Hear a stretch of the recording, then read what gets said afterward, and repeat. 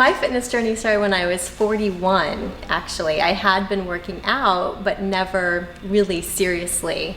And I was working out at the time, and my trainer came up and asked me if I had ever done or thought about doing a fitness competition. So at the time I had thought of it, and I had seen the girls at the gym, but I never thought that I could have the dedication and the persistence to be able to do a fitness show. But he caught me at exactly the moment where I felt like I really needed a change in my life. I was a little bit stagnant. And so when he said that, I just instantly said, you know what? I think I'm going to do this. So that's how my fitness journey started. And I jumped into it, 100% and trained for 4 months, and then did my first competition at age 41. The role of fitness has been instrumental in both my personal life and my business. So when I first started competing, I really needed to change the way I was using my time.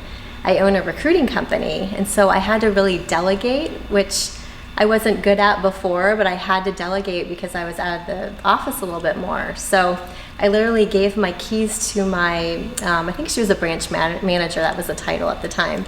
And I got out of my own way, and I got out of the office so that I could train more and be away more.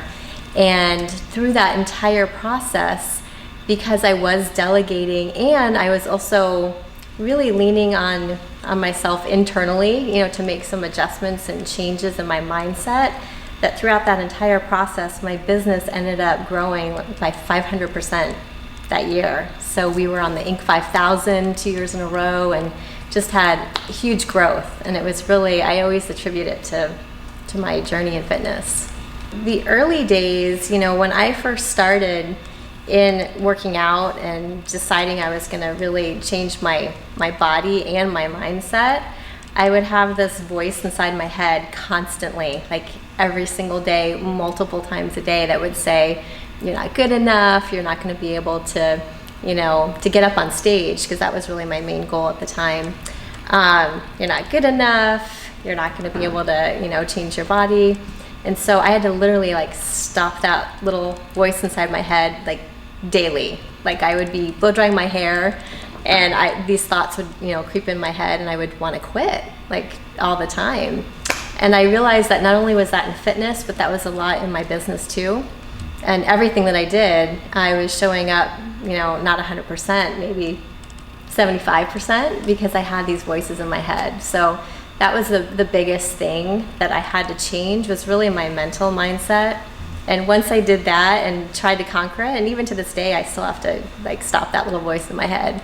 But that was the biggest shift. And that's when all the physical transformation took place. But it was, really the mental that started it. I would tell both women and myself, you are capable of a lot more than you think. And it takes a little bit of time. We always want instant gratification, and we want to see the changes right away, but you really just have to be very persistent and consistent and do those little things every single day and not quit.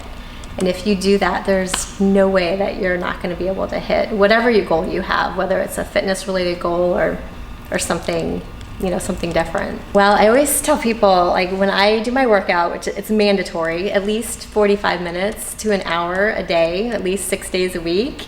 And I always say it's like brushing your teeth. It's something that you just have to do. You don't say you don't have time to brush your teeth, or hopefully you don't. So that's kind of it's just mandatory, whether it's in the morning or if it's at lunch, at work, or before I go to bed. It's just something that is absolutely necessary. But all the other little things, I am, very conscious about what I eat. I do track my macros. I try to get in a gallon of water a day, which isn't always successful, but I definitely try. And just eating right throughout, most of the time, 6 days a week, and then trying to have that one cheat meal once a week. And that's just really a lifestyle. It's not because I'm training for a show or anything like that. It's just a lifestyle. It makes me feel good. Really, if I set my mind to something, I'm going to accomplish it. And before, I didn't think, there were some things I felt were out of reach. And now really there isn't. And it's, I strongly believe that age is just a number. And that's another huge myth. People think after a certain age that you can't look good, you can't feel good, you can't wear, certain clothing. And I just turned 50 in October. And so I strongly believe that no matter what your age is, there's no limit to what you can do. Sometimes in the beginning, you won't know what it's going to feel like to feel better until you actually give it some time. So you really have to commit. It's not like a 2-week process where all of a sudden you're gonna, everything's gonna change in 2 weeks. So you really have to kind of jump in and know that it's a lifestyle for you, and just try to make small changes every single day, and it's gonna be worth it. So I own a technical recruiting company, and we have 2 divisions. So one is my tech recruiting, and one is that we place high-level HR professionals. And over the course of, I've actually been doing it 22 years. So I started it back in 1998. But really a lot of that growth that I was mentioning happened when I got into fitness. And so that was 2012. So over the past 8 years, we grew to be an Inc. 5000 company. We were one of the fastest growing companies in Phoenix and also throughout the country. And we grow organically. So we have hundreds of clients here in Arizona, and we've placed over 4,000 candidates over the course of the 22 years. So it's really about matchmaking and making sure that you're finding the right opportunity for the people that we work with. That's super rewarding.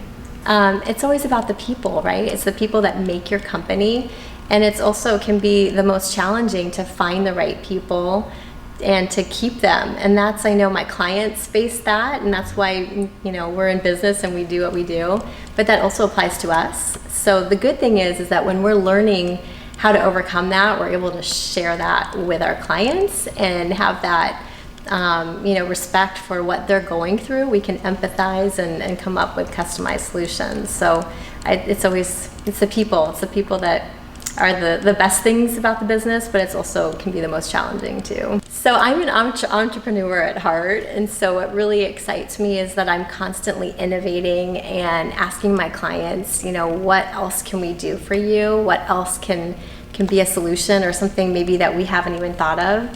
And so that always excites me, to be able to keep growing and to be innovative and get better, because there's always room to get better, whether it's business or fitness.